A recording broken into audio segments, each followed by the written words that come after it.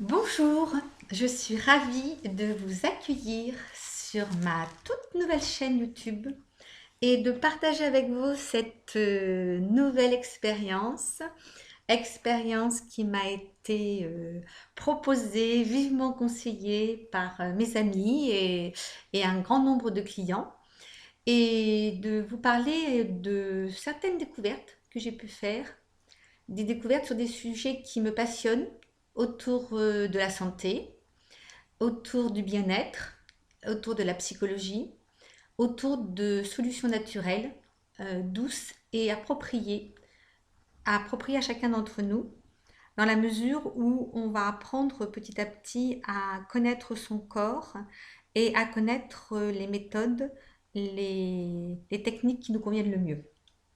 Donc je vais d'abord remercier tous mes amis et qui m'ont vraiment aidé dans cette aventure, entre autres au niveau de la technique, plus particulièrement Jean-Paul. Et au niveau on va dire du visuel, petit à petit, qui est Pierre Caillé, que je remercie vivement, qui me donne l'autorisation d'utiliser ces peintures, ces toiles, pour les mettre en fond. Donc je vais commencer par me présenter, Vicky Zen. Ce pseudo, je l'ai choisi car Vicky, c'est le surnom que m'ont donné mes amis alors que j'étais adolescente. Et Zen, car j'ai fait de la zénitude ma philosophie de vie. Et plus particulièrement ces dernières années, depuis une bonne vingtaine d'années, après en avoir constaté les bienfaits d'abord dans le domaine de ma santé, mais aussi dans le domaine plus d'ordre professionnel, relationnel et psychologique. Donc, j'ai depuis toute jeune été passionnée par tout ce qui touche à la psychologie. Je suis allée en fac de psycho à Nanterre en 1976 et avant d'être enseignante. Et puis j'étais intéressée aussi par tout ce qui était de l'ordre des plantes, l'homéopathie, l'acupuncture, le développement personnel en règle générale. En fac de psycho, j'ai été beaucoup plus attirée par Jung, William Reich par exemple, que Freud.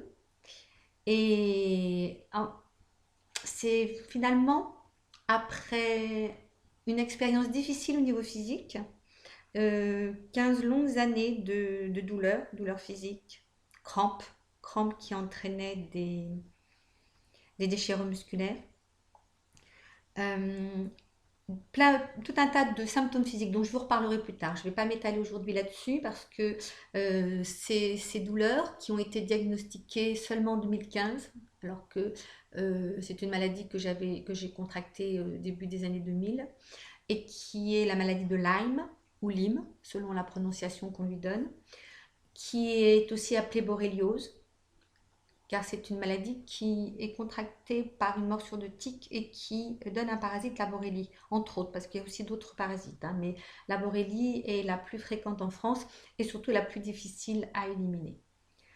Donc pour pouvoir gérer d'une part tout ce qui était de l'ordre physique, mais aussi tout ce qui était de l'ordre émotionnel et mental, car ça entraîne évidemment un stress profond, j'ai été amenée à tester tout un tas de techniques dans la mesure où les techniques allopathiques traditionnelles ne donnaient aucun résultat.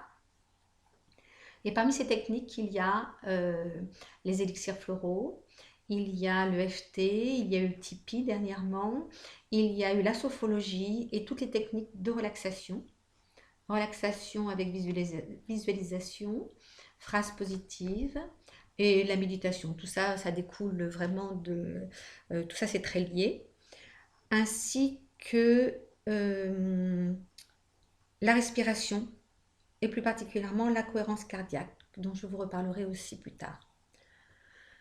À partir du moment où j'ai vraiment eu une nette amélioration et dans le domaine de ma santé et dans le domaine tout ce qui est privé, professionnel, etc., j'ai décidé, au bout de 39 ans de carrière dans l'éducation nationale, de prendre une retraite anticipée et de me former en tant que relaxologue sophrologue, de façon à vraiment pouvoir partager ces techniques en toute connaissance de cause. Et donc aujourd'hui, c'est en tant qu'adepte du concept être acteur pour sa santé et du concept du partage que que j'ai souhaité faire cette chaîne pour pouvoir partager au mieux avec vous et parler et échanger. Je vais vous indiquer dès à présent mon adresse mail sur laquelle je vous convie à me poser vos questions et puis surtout à me faire vos remarques, vos commentaires pour m'aider à faire au mieux avec ces vidéos.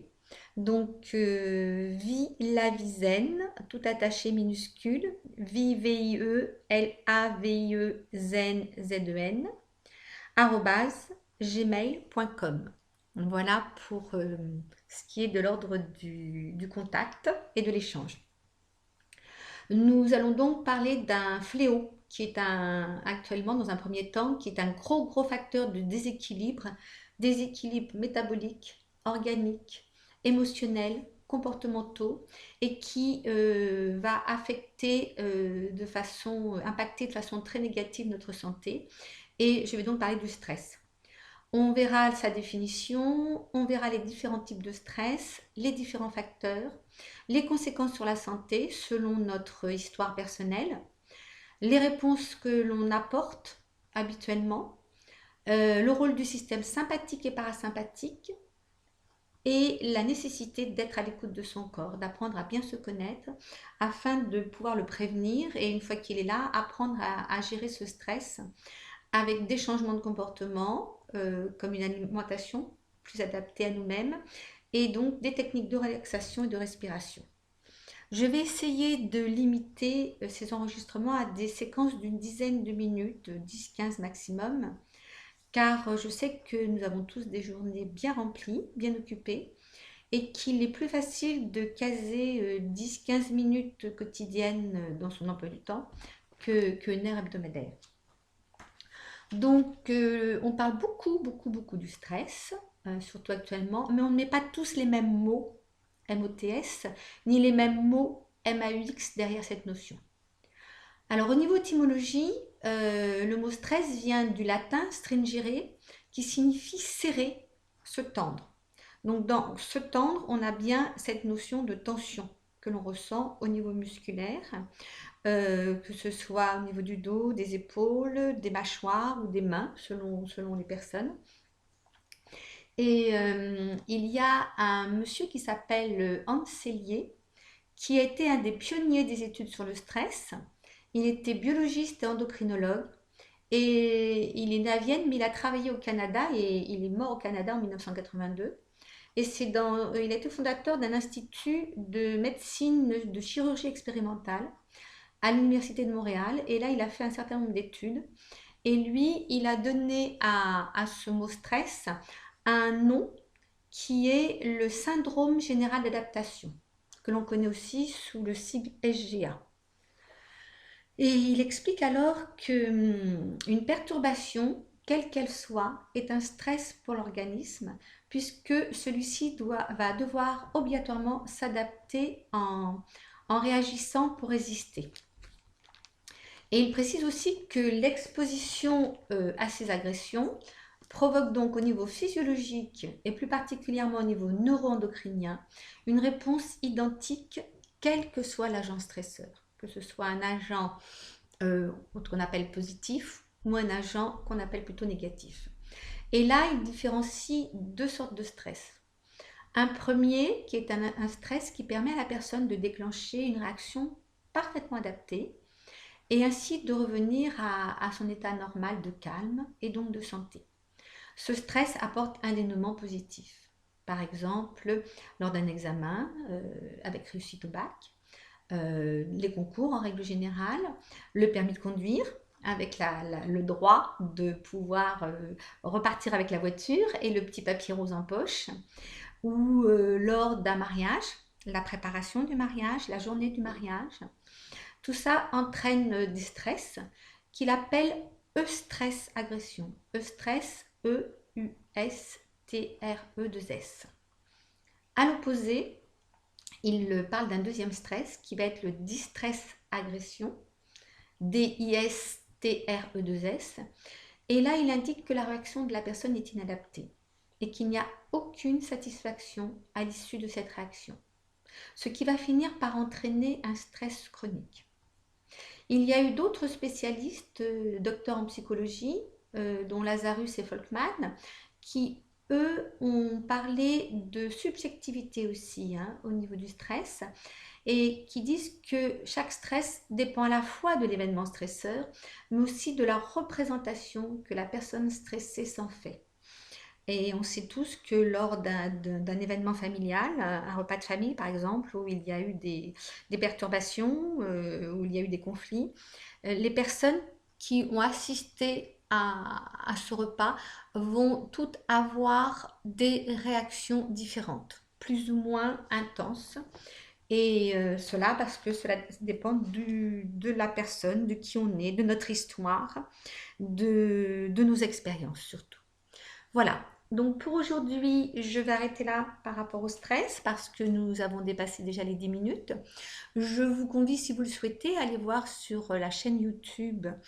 Il y a des petites vidéos qui durent à peu près 5 minutes par rapport à la cohérence cardiaque dont je vous ai parlé, qui est une respiration qui est vraiment très efficace en cas de stress, entre autres, mais aussi dans d'autres problèmes de santé. Une respiration dont le principe est d'expirer sur 5 secondes et d'expirer sur 5 secondes. Pas de pause entre l'inspiration et l'expiration. Cela pendant au moins 3 minutes, voire 5 minutes, le matin, car cette respiration fait baisser le taux de cortisol, qui est un des responsables du stress et des réactions physiologiques. Et le matin, le pic de cortisol est à son maximum parce que le cortisol va nous amener à avoir l'énergie nécessaire pour passer la journée. Mais en cas de stress, cette énergie dépasse largement son rôle. Donc, vous pouvez aller voir YouTube, cohérence cardiaque, et il y a des petites vidéos. Vous prenez celle qui vous convient le mieux. Il y en a une qui est une petite goutte d'eau qui monte et qui descend, et une autre qui est avec un boulier et une perle, si vous souhaitez déjà connaître un petit peu plus par rapport à cette respiration et tester vous-même sur vous, en sachant qu'il faut un minimum de 2-3 semaines pour qu'il y ait vraiment des réactions visibles. Je vais donc vous quitter pour vous inviter sur une deuxième vidéo très rapidement, et je vous souhaite une excellente soirée zen si possible, ou une excellente journée selon le moment de la journée auquel vous écoutez cette vidéo. À très bientôt. Merci pour votre écoute. Au revoir.